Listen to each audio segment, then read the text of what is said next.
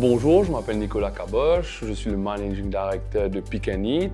Pick & Eat forme partie du groupe Eclosia et notre business, nous détenons la franchise de KFC à Maurice et à Madagascar et nous voulons récemment d'acquérir Pain Moulin, qui est une boulangerie-pâtisserie française locale.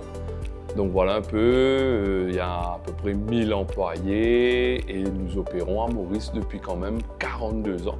Donc c'est pas rien. Et à Madagascar depuis 6 ans. Pick & Eat, on a dû, après le Covid, un peu se réinventer parce que le modèle avait un peu changé, l'attente des clients avait un peu changé. On est aujourd'hui beaucoup sur le digital. Donc, tout ce qui est application mobile, capacité de passer des commandes sans venir dans le restaurant, se faire livrer, des bons de commandes. Donc, très actif dans le domaine du digital. Et je pense que, bon, avec la jeune génération, c'est exactement où nous devons être et où nous voulons être pour les années à venir. Eclosia a été fondée l'année prochaine, ça fera 60 ans, sur une base bien simple.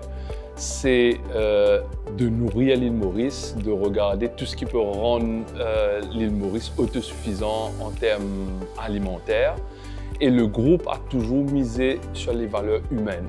Donc l'homme et la femme à la base de tout. C'est un peu notre fil conducteur, c'est un peu tout ce que nous faisons dans les différentes compagnies du groupe. Pick & Eat ne déroge pas à la règle. Aujourd'hui, Pick & Eat, comme je disais, c'est presque entre Madagascar et Maurice 1000 employés. Donc, c'est quelque chose de très profond, de fondamental. On essaie de faire vivre les valeurs du fondateur à travers ce que le groupe appelle le credo, donc quelques valeurs très importantes, donc qui est le respect, qui est aussi l'intégrité, qui est le professionnalisme. Donc on essaie de faire vivre ça et moi aussi j'essaie de faire vivre ça tous les jours à travers les actions que nous faisons dans l'intérêt du personnel de Pick & Eat.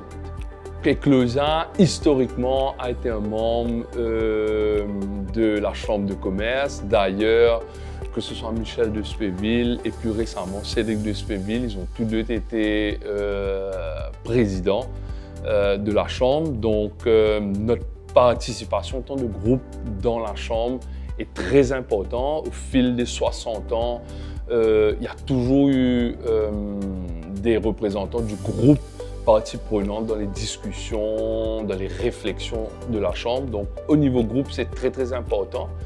Et je pense qu'au niveau de Pick & Eat, en tous les cas, pour moi, ce qui est important, c'est que j'ai l'occasion, en étant membre du conseil, d'un peu de représenter la voix des 1000 employés que j'ai dans mon entreprise. Peut-être dans le quotidien, ils ne réalisent pas, mais j'arrive quand même à porter et à travers les autres membres du council, avec le secrétaire général, à discuter des fois des projets, des implications, des lois qui impactent les employés. Par exemple, le dernier en date, c'est tout les discussions, les problématiques autour du recrutement du personnel qu'on a eu ces 2 dernières années. Donc la Chambre a été très instrumentale à travers des représentations au ministère du Travail pour vraiment expliquer les difficultés de recrutement, les difficultés d'avoir du personnel pour travailler dans le secteur de la restauration. Donc c'est peut-être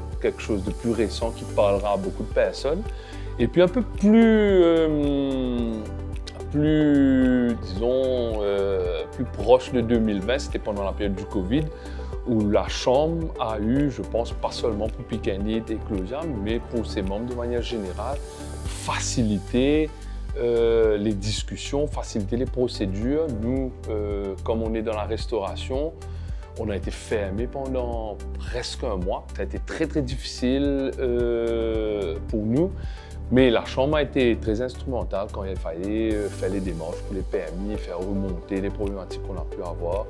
Donc je pense dans un laps de temps très court, c'est peut-être les 2 instances où vraiment la Chambre nous a aidés pour pouvoir, comme on appelle, ensure business continuity. Je crois que l'apport de la MCCI dans le développement de l'île Maurice n'est plus à faire, n'est plus à discuter. Je pense que la Chambre a été, au fil de ces 175 ans-là, définitivement un acteur majeur dans le développement, dans l'industrialisation, dans l'ouverture de l'île Maurice à travers le monde. Et ce que je peux souhaiter, c'est cette continuité-là, c'est cette capacité à fédérer les membres, c'est cette capacité à faire venir de nouveaux membres et surtout à garder une interaction, une discussion, un échange productif avec les autorités et avec les autres représentants du secteur privé et faire en sorte qu'à la fin de la journée, c'est l'île Maurice qui sort gagnant.